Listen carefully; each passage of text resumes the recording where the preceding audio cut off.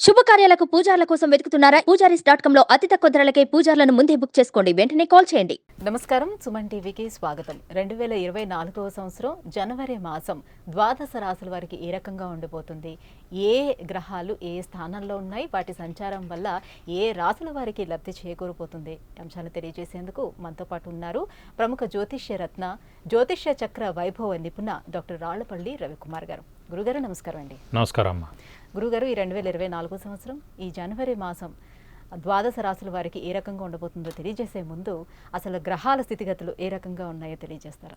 శరదిందు సమాకారే పరబ్రహ్మ స్వరూపిణి వాసరాపీఠ నిలయే సరస్వతి నమోస్తుతే. జనవరి నెల నవగ్రహాలు ద్వాదశ రాశుల్లో ఎక్కడున్నాయి ఇప్పుడు తెలుసుకుందాం. ముందుగా రవి మకర రాశిలో ఉంటారు. అలాగే కుజుడు వచ్చి మనకి ధనుసు రాశిలో ఉంటారు. రాహు యథావిధిగా మనకి మీన రాశిలో ఉన్నారు. అలాగే గురువు వచ్చి మనకి మేషరాశిలో ఉన్నారు. శని స్వస్థానమైన కుంభరాశిలో ఉన్నారు. అలాగే బుధుడు మనకి ధనుసు రాశిలో ఉన్నారు. కేతు మనకి కన్యా రాశిలో ఉన్నారు. ఇంకా శుక్రుడు వచ్చేసి మనకి వృశ్చిక రాశిలో ఉన్నారు. గురుగారు, ఈ 2024 సంవత్సరం ఈ జనవరి మాసం అంతా కర్కాటక రాశి వారికి ఏ ఏ గ్రహాలు అంటే వారి గ్రహ స్థితిగతులు ఏ రకంగా ఉన్నాయి, ఎక్కడ ఉన్నాయి, ఎలాంటి లబ్ధి చేకూరే అవకాశం ఉంది వాళ్ళకి? తప్పకుండా. కర్కాటక రాశి అనగానే మనకి పునరోసు 4వ పాదం, పుష్యమి 1, 2, 3, 4 పాదాలు, ఆశ్లేష 1, 2, 3, 4 పాదాలు. సాధారణంగా పునర్వసు 4వ పాదంలో శ్రీరాముల వారు పుట్టారండి. ఆయనది కర్కాటక రాశి, అలాగే కర్కాటక లగ్నం కూడా అన్నమాట. సో అందుకే ఇంపాక్ట్ ఉండిపోయింది అలాగా. సో చంద్రుడు మనస్కారకుడు, బుద్ధికారకుడు, తల్లి కారకుడు కూడా. సో తల్లి అంటే ప్రాణం. సో తల్లి యొక్క బ్లెస్సింగ్స్ పరిపూర్ణంగా కర్కాటక రాశి వారు ఎవరికైనా సరే, అంటే అది రాముల వారి దగ్గర నుంచి వచ్చిందన్నమాట. కాబట్టి కర్కాటక రాశి వారు ఎవరైనా సరే అన్ని గ్రహాలకి శత్రువులు ఉన్నారు, కానీ ఒక్క చంద్రుడు గ్రహానికి మటుకు శత్రువులు లేరు. గుర్తుపెట్టుకోండి, మిగతా 8 గ్రహాలకి శత్రువులు ఉన్నారు, కానీ ఒక్క చంద్రుడు గ్రహానికి మటుకు ఎవరు శత్రువులు లేరు. అందరూ మిత్రులే. అందుకే కర్కాటక రాశి వారు చాలా సాఫ్ట్, కూల్, రిజర్వ్డ్గా ఉంటారు.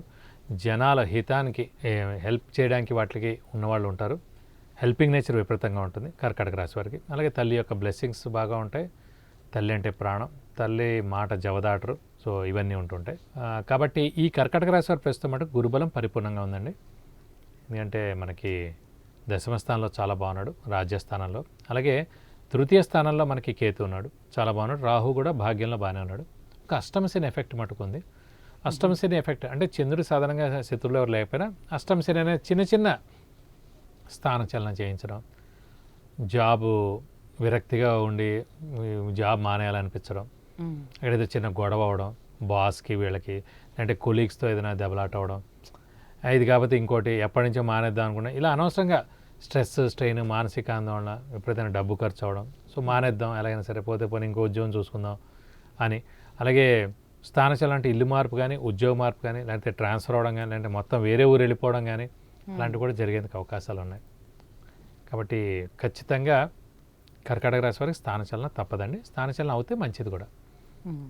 సంతానపరంగా ఎలా ఉంది వీళ్ళకి? సంతాన విషయం చూసుకోవడానికి మనకి చాలా బాగుందని చెప్పారు. ఎందుకంటే దశమ స్థానంలో గురువు ఉన్నాడండి. సాధారణంగా ఇందాక ధనకారకుడు గురువు అని ఎలా అనుకున్నాం, అలాగే 9 గ్రహాల్లో కూడా సంతాన కారకుడు గురువు అండి.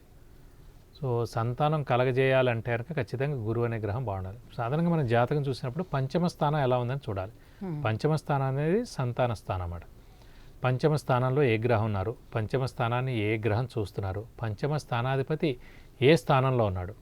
అయితే పంచమ స్థానాధిపతి 6, 8, 12లో ఉన్నారనుకోండి, మిస్క్యారేజ్ అవ్వడం, సంతానం ఆలస్యంగా పుట్టడం, సంతానంలో ఏదైనా హెల్త్ ప్రాబ్లమ్స్ ఉండడం, ఇవన్నీ జరుగుతాయి అన్నమాట. సో ఇవన్నీ పక్కకు పెట్టేసి అసలు మొత్తం జాతకంలో గురువు అనే గ్రహం ఎక్కడ ఉన్నాడో చూసా అనుకోండి, గురువే సంతాన కారకుడు. ఒక్క గురువు అనే గ్రహం చాలా బాగున్నాడు అనుకోండి, అమ్మాయి సంతానం గ్యారంటీ. ఫస్ట్ ఆఫ్ ఆల్ చూడండి, ఏదైనా హెల్త్ ప్రాబ్లమ్స్ వచ్చింది వెంటనే ఫస్ట్ డాక్టర్స్ బ్లడ్ టెస్ట్ చేస్తారు. ఆ బ్లడ్ టెస్ట్లోనే తెలిసిపోద్ది బేసిక్గా ఏం ప్రాబ్లం ఉందొచ్చి, లేకపోతే ఏ పార్ట్కి ప్రాబ్లం ఉండొచ్చు అని. అలాగే ఫస్ట్ మనం జాతకం చూడంగానే గురువు అనే గ్రహం ఎక్కడున్నాడు, గురువు అనేవాడు నీచిలో ఉన్నాడా, గురువు అనేవాడు ఉచ్చులో ఉన్నాడా, గురువు అనేవాడు స్వస్థానంలో ఉన్నాడా, లేకపోతే గురువు కేంద్రంలోనా కోణంలోనా, ఎక్సెప్ట్ 6, 8, 12 స్థానాలు తప్ప లగ్నం నుంచి గురువు ఏ స్థానంలోనూ కూడా మంచిగా ఉన్నట్టే. లేకపోతే మకరంలో నీచలో లేకపోతే కూడా చాలు. అంటే ఆ గురువు అనేవాడు ఎక్కడున్నాడో చూసాం కోండి, అమ్మయ్య సంతానం ఉంది అని చెప్పేయచ్చు. సో ఇప్పుడు గోచారీత్యా తీసుకున్నప్పుడు మనకి గురుబలం బాగా ఉన్నప్పుడే సంతానం కలుగుతుంది. ఎప్పుడైనా సరే ఈవెంట్ జరగాలంటే ఫస్ట్ మనకి మంచి ఉద్యోగం రావాలన్నా, ఫస్ట్ ఉద్యోగం రావాలన్నా, మంచి ఇంజనీరింగ్ అయిపోయింది, కోర్సు మనం సర్టిఫికేట్ తీసుకున్న సంవత్సరం అన్న, నాకు ఫస్ట్ ఉద్యోగం వచ్చే సంవత్సరం, వివాహం, గురువు ఆ ధనకారకుడు అని చెప్తున్నారు కాబట్టి ఆర్థికంగా కూడా వీళ్ళకి ఇప్పుడు బాగానే ఉంది. ప్రస్తుతం ఆర్థికంగా కూడా బాగానే ఉందండి. కానీ అష్టమశని నడుస్తున్నందుకు ఖర్చులు ఎక్కువగా ఉంటాయి. ఎందుకంటే ఇప్పుడు ఇల్లు మార్పా, ఉద్యోగ మార్పా, స్థానచలనమా, అలాగే పిల్లల స్టడీస్ కూడా మారిపోవడం, ఇలాంటివన్నీ కూడా జరుగుతుంటాయి కదా. సో ఇలా వీటి మూలానే ఈ అష్టమశని నడుస్తున్నందుకు కొంచెం అనారోగ్యాలు, చిన్న చిన్న అనారోగ్యాలు ఉంటాయి. ఇంట్లో పెద్దవాళ్ళకి కానీ, చిన్నపిల్లలకి కానీ, లేదంటే ఈ రాశి వారికి కానీ చిన్న చిన్న అనారోగ్యాలు ఉంటాయి. దానికి కూడా కొంచెం ఖర్చులు అవుతూ ఉంటాయి. సో మామూలుగానే ఇంటికి ఏంటంటే ఈ చుట్టాలు రావడం ఇవన్నీ కూడా ఎక్కువగా ఉంటాయి. వీళ్ళు కూడా బయట తిరగడం, ఫంక్షన్స్కి వెళ్ళడం ఇవన్నీ కూడా ఎక్కువగా ఉంటాయి. వివాహ ప్రయత్నాలు అయితే కొనసాగుతూ ఉంటాయి. వివాహ ప్రయత్నాలు చేసుకోవచ్చండి. సాధారణంగా ఈ ఏలినాటి శని కానీ, అర్ధాష్టమ శని కానీ, అష్టమ శని కానీ నడుస్తున్నప్పుడు ఆడపిల్లలకి స్థానచలనం అంటేనే వివాహం అనమాట. మామూలుగా అత్తగారింటికి వెళ్ళడం అనేది స్థానచలనమే కాబట్టి వాళ్ళకి ఎలాగో అష్టమ శని నడుస్తుండే కాబట్టి ఖచ్చితంగా ఆడపిల్లలు ఎవరైనా కూడా వివాహం అవుతుంది. అలాగే గురుబలం కూడా ఉంది కాబట్టి సో మగవాళ్ళు ఎవరున్నా కూడా వాళ్ళకు కూడా వివాహానికి అవకాశాలు ఎక్కువగానే. సో మనమే ఇది చేయక్కలేదు. కానీ అష్టమ శని ఎఫెక్ట్ తోటి కొంచెం మిశ్రమంగా ఉంటుందని చెప్పుకోవాలి. ఎందుకంటే అన్నీ మనం అనుకున్నట్టుగా జరగవు, డిలేస్ అన్నమాట. శని అంటేనే డిలే. ఈరోజు జరగాల్సిన పని 1 వీక్ తర్వాత అవుతుంది.